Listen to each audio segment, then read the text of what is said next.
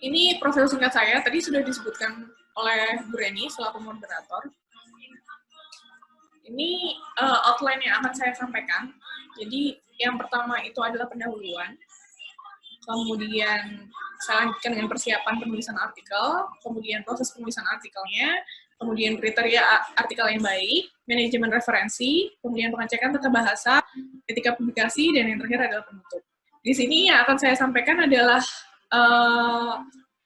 poin-poin pentingnya saja, karena kalau secara lengkap dan mendetail itu mungkin nanti akan dibahas di mata kuliah metodologi penelitian di prodi masing-masing ya. Karena kalau secara detail itu nanti makan waktu yang cukup lama, sekitar 2 SKS. Jadi ini hanya poin-poin pentingnya saja. Yang pertama, saya mulai dari pendahuluan dulu. Jadi kenapa sih harus dipublikasikan? Karena selama ini orang beranggapan bahwa ketika kita membuat suatu eksperimen atau mungkin penelitian, kita buat dalam sebuah bentuk laporan, baik itu berupa skripsi, tesis, maupun disertasi, itu sebenarnya belum bisa dikategorikan sebagai karya publikasi ilmiah. Karena tidak dipublikasikan. Jadi hanya orang-orang tertentu saja yang bisa mengakses.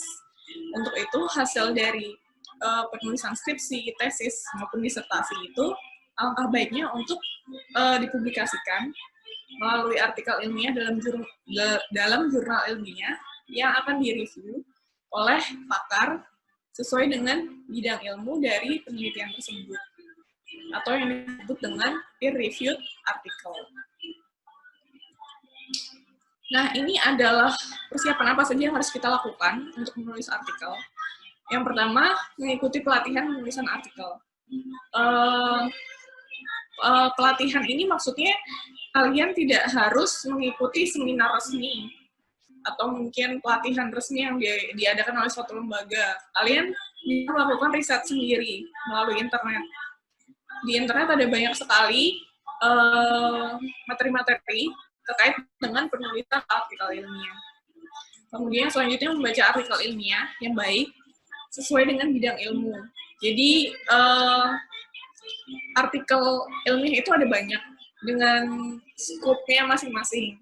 Jadi ketika kita menentukan penelitian apa yang akan kita lakukan, kita harus membaca artikel-artikel yang terkait sesuai dengan skop dari penelitian kita. Kemudian setelah kita melaksanakan penelitian dan kita bisa menghasilkan laporan, langkah yang selanjutnya itu adalah menetapkan jurnal ilmiah yang akan kita tuju. Jadi kita harus tentukan dulu jurnal mana yang akan kita submit gitu. Karena dengan kita menentukan jurnal yang akan kita submit, kita bisa tahu aturan-aturan dari jurnal tersebut dan bisa kita ikuti. Makanya langkah yang selanjutnya itu adalah mendapatkan petunjuk penulisan artikel. Nah, di sini setelah kita mendapatkan petunjuk penulisan artikel tersebut atau formatnya tadi sesuai dengan yang disampaikan oleh Pak Win, itu kita bisa membuat laporan kita ke dalam bentuk sesuai dengan format dari tersebut. Nah, di sini setelah kita membuatnya sesuai petunjuknya, kita cek ulang kembali, mengecek ulang data penelitian dan juga analisis yang dilakukan. Nah, yang terakhir yang harus dipastikan itu adalah menjamin tidak akan ada masalah kepemilikan hak atas artikel ilmiah yang akan diterbitkan. Jadi, ada kemungkinan ketika kalian submit artikel ilmiah, itu author-nya atau penulisnya itu lebih dari satu. Nah, itu berarti akan ada yang ini artikel. Nah, masalah tersebut harus sudah clear sebelum artikel ilmiah tersebut disubmit ke jurnal. Kemudian yang selanjutnya itu adalah penulisan artikel ilmiah. Nah, di sini saya akan memaparkan tentang bagaimana cara menuliskan dari format laporan tugas akhir menjadi ilmiah. ini penulisan laporan dengan metode kuantitatif. Jadi cara kita teknik ya, jadi biasanya yang kita gunakan itu adalah metode kuantitatif. Di sini urutannya itu adalah bab 1, pendahuluan. Kemudian dilanjutkan dengan poin yang pertama adalah latar belakang, kemudian rumusan masalah, tujuan penelitian, kemudian manfaat penelitian. Kemudian masuk ke bab 2, yaitu kajian pustaka, kerangka pemikiran, dan juga hipotesis. Lanjut ke bab 3, yaitu metodologi. Kemudian bab 4, hasil dan pembahasan. Dan yang terakhir itu adalah bab 5, penutup, kesimpulan dan saran. Dan diakhiri dengan daftar pustaka.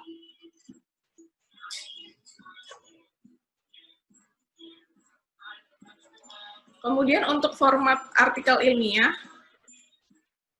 bisa dilihat di sini bahwa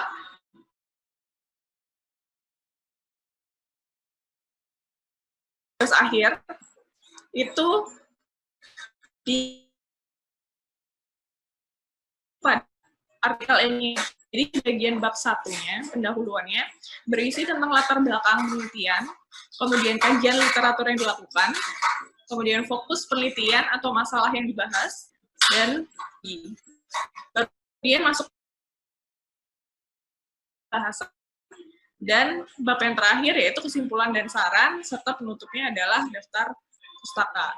Jadi, bab 1, bab 2, bab 3 yang ada pada artikel, yang ada pada laporan skripsi atau laporan tugas akhir, itu akan dikonversi menjadi bab 1 pada format artikel ilmiah.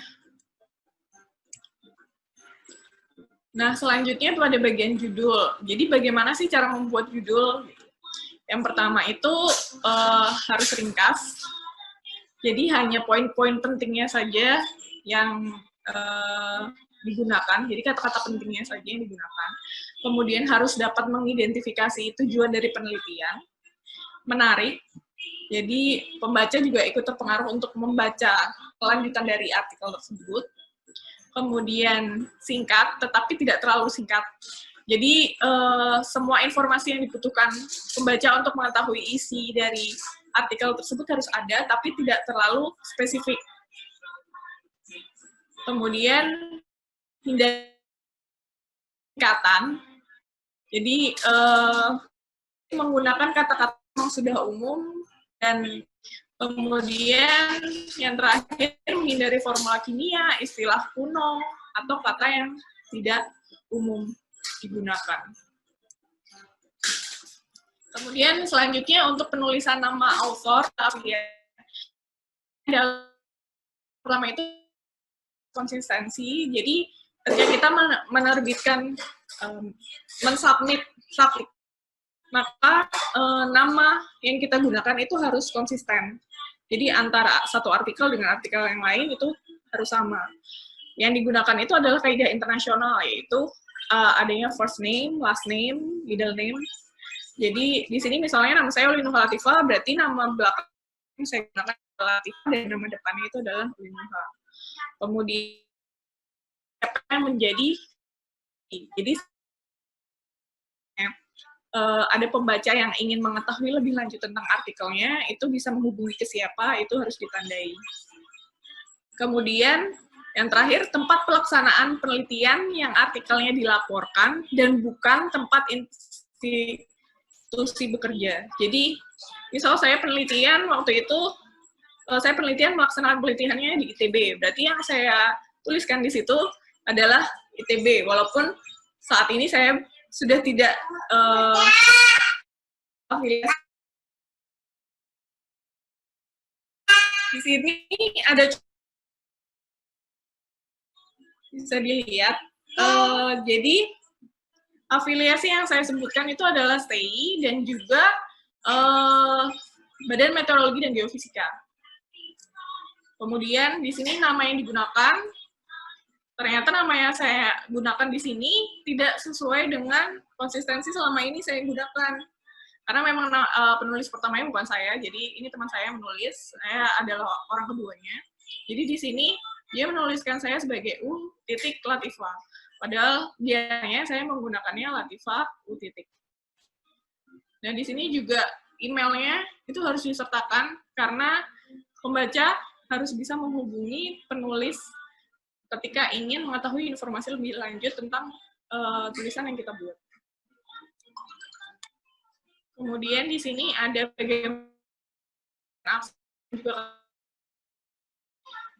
kita akan lebih detail di mata kuliah metodologi penelitian, tapi intinya abstrak itu adalah ringkasan.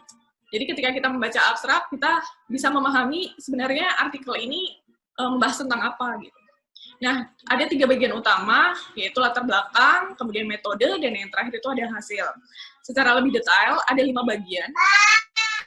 Pertama adalah latar belakang eksperimen dilakukan, kemudian tujuan eksperimennya, metode eksperimen, hasil, dan yang terakhir itu adalah kesimpulan. Nah, yang harus diperhatikan itu adalah jumlah kata yang digunakan. Itu kalau tidak salah, tidak boleh melebihi 150 kata. Kemudian tidak merujuk atau berisi tabel, gambar, dan juga daftar pustaka. Jadi, kita tidak mengacu pada isi laporan maupun pada penelitian dari orang lain. Kemudian yang terakhir keywords atau kata kunci. Jadi kata kunci ini adalah kata-kata apa saja yang dianggap penting untuk mencirikan dari suatu artikel. Nah, yang tahu keywords dari artikel ilmiah itu adalah si penulis itu sendiri. Jadi penulislah yang menentukan keywords apa yang cocok untuk artikel ilmiah yang dia buat. Kemudian kita masuk ke bagian pendahuluan. Jadi pernyataan singkat mengenai masalah yang diteliti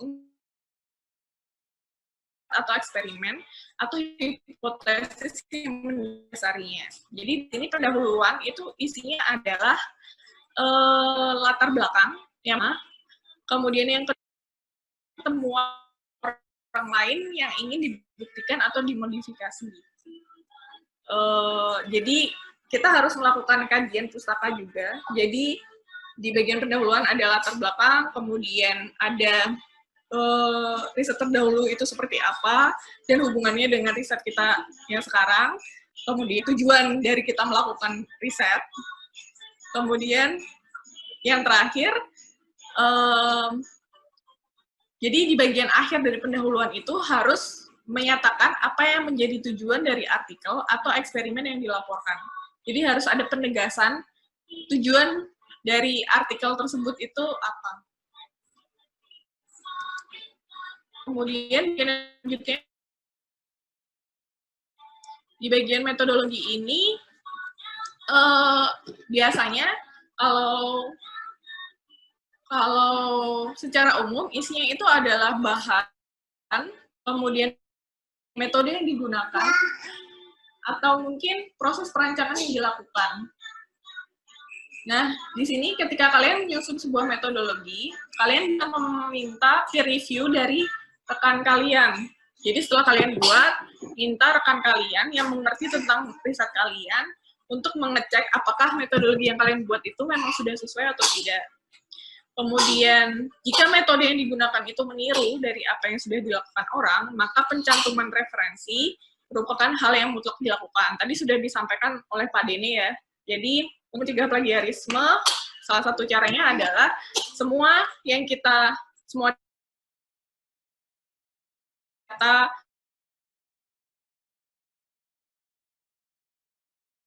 metode atau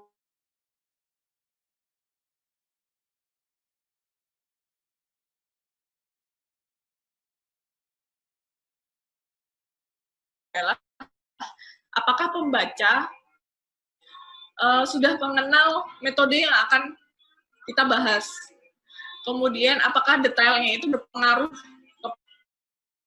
ke saya jelaskan. Jadi ketika kita menyusun metodologi harus sejelas mungkin sehingga pembaca itu bisa paham sebenarnya alur penelitian kita seperti apa dan bagaimana cara kita melaksanakan penelitian. Kemudian kita masuk ke hasil. Jadi untuk hasil ini ada banyak cara untuk merepresentasikan hasil penelitian. Nah, kita harus menggunakan ilustrasi yang efektif. Ada pilihannya dengan menggunakan grafik ataupun dengan menggunakan tabel. Nah, di bagian pembahasan, di sini ini udah ada teorinya ya, bagaimana sih membuat pembahasan. Tapi yang di sini sudah saya tandai yang paling penting, yaitu jadi hasil dari pembahasan yang kita tuliskan itu harus memberikan suatu jawaban terhadap permasalahan yang tadi kita sampaikan di bagian pendahuluan. Jadi di bagian pendahuluan kita sampaikan permasalahannya itu apa, maka jawabannya itu akan ada di bagian pembahasan. Tidak titulasi hasil, tetapi harus mendiskusikan arti dari hasil yang diperoleh. Jadi jika tidak jadi satu dengan bagian hasil, maka di bagian pembahasan itu hanya berisi analisis dari data-data yang sudah kita dapatkan. Yang terakhir, menyajikan data tanpa menjelaskan apa manfaat dari data yang ditampilkan tersebut, itu tidak diperbolehkan. Jadi, ketika kita menyampaikan data pada bagian hasil, tetapi kita tidak melakukan pembahasan dari data-data tersebut, maka tidak diperbolehkan. Jadi, setiap ada data, pasti harus ada pembahasannya. Kemudian, bagian daftar pustaka, ini ada beberapa kriteria. Yang pertama, cantumkan hanya referensi yang benar-benar ada kaitannya dengan isi eksperimen yang kita lakukan. Kemudian cantumkan hanya referensi yang sudah dipublikasi. Jadi untuk referensi yang belum dipublikasi sebaiknya tidak dicantumkan ya. Kemudian sesuaikan style penulisan dengan petunjuk penulisan jurnal. Jadi sebenarnya ada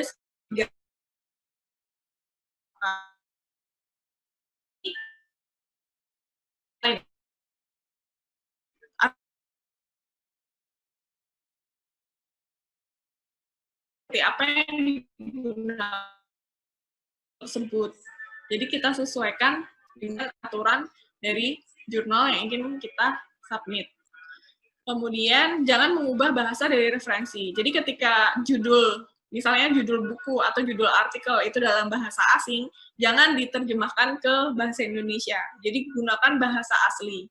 Kemudian jika ada referensi yang disebut dalam naskah, tetapi tidak ada dalam daftar pustaka, maka editor jurnal dapat menolak naskah. Jadi semua referensi yang kita cantumkan pada daftar pustaka, itu memang harus kita ambil sebagai referensi di dalam artikel ilmiah yang kita tuliskan. Kemudian hati-hati jangan sampai salah ketik. Jadi kalau di bagian daftar pustaka dicek dulu berkali-kali, jangan sampai ada kesalahan penulisan nama ataupun kesalahan penulisan judul buku, judul artikelnya. Karena itu nanti akan bisa dipermasalahkan di kemudian hari. Nah, ini ada kriteria artikel yang baik. Di sini ada contohnya. Jadi, salah satunya itu adalah referensi yang digunakan itu harus fokus sesuai dengan skop dari penelitian kita, kemudian mutakhir, maksudnya berarti sesuai zamannya ya. Jadi misalnya ini tahun 2020, berarti maksimal itu 5 tahun di belakang dari 2020 misalnya. Kemudian penulisan konsisten. Maksudnya konsisten di sini adalah ketika saya merujuk pada tulisan-tulisan saya terdahulu, maka ya itu kait dengan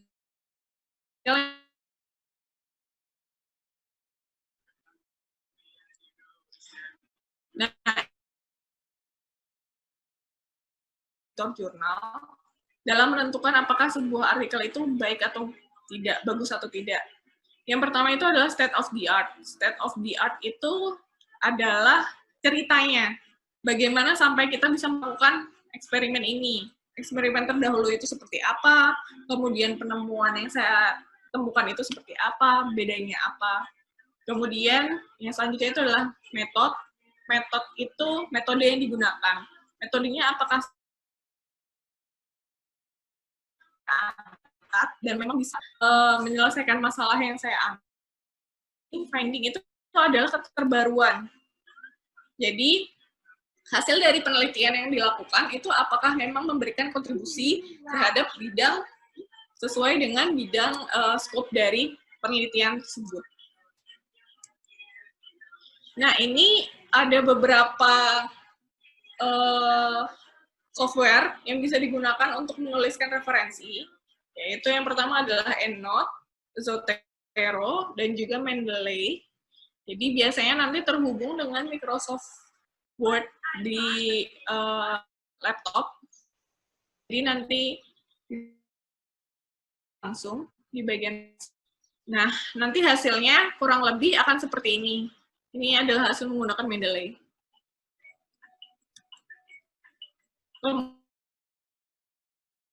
Bahas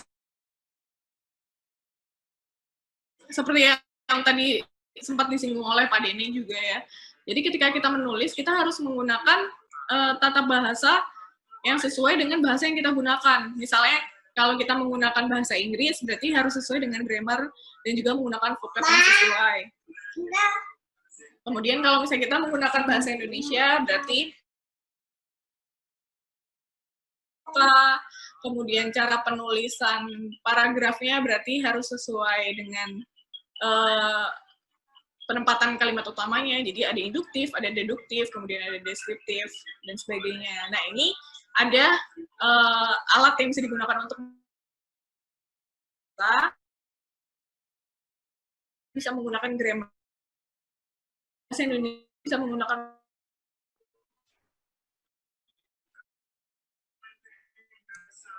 Kemudian yang selanjutnya di sini saya sedikit membahas soal etika publikasi.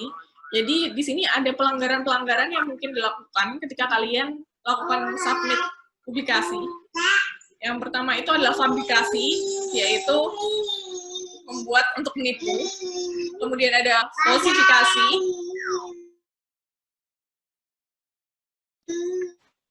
Maaf Bu, 5 menit lagi ya Bu Ulin. Ada plagiasi ya. Plagiasi yaitu menjiplak karya online. Kemudian ada kepengarangan yang tidak sah. Jadi namanya ini penelitian yang dilakukan. Kemudian ada konflik kepentingan. Dan juga yang terakhir itu adalah pengajuan jamak. Jadi tadi sempat disinggung juga oleh Pak Dene. Jadi sudah dilakukan publikasi di suatu jurnal, kemudian dipublikasi lagi di jurnal yang berbeda. Ini kan adalah masalah author.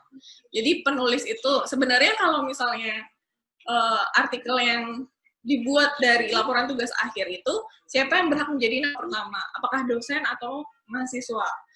Ada banyak kontroversi bahkan di dunia internasional mengenai urutan penulisan nama pada author. Ada yang secara alfabet, ada yang berdasarkan pengaruhnya pada penelitian. Tetapi sebenarnya intinya adalah bagaimana kesepakatan yang dilakukan. Jadi ketika semua penulis sepakat mana yang akan dituliskan sebagai penulis pertama, kedua, maupun seterusnya, itulah yang diambil dengan faktor penentu. Yang pertama, siapa yang melakukan inisiatif dalam penulisan artikel ilmiah. Kemudian, siapa yang mengerjakan manuskripnya. Dan yang selanjutnya itu adalah siapa yang bisa bertanggung jawab atas konten dari artikel yang ditulis. Dan yang terakhir itu adalah dukungan biaya. Tapi sebenarnya di sini kalau misalnya saya bisa sharing, jadi ketika saya masih S1 itu saya juga diwajibkan untuk menerbitkan artikel ilmiah sebagai syarat untuk wisuda. Jadi mahasiswa itu, saya dulu sebagai mahasiswa itu, saya masih belum paham sebenarnya publikasi itu apa, bagaimana cara melakukan publikasi. Nah, saya bisa melakukan publikasi untuk memenuhi syarat LOA.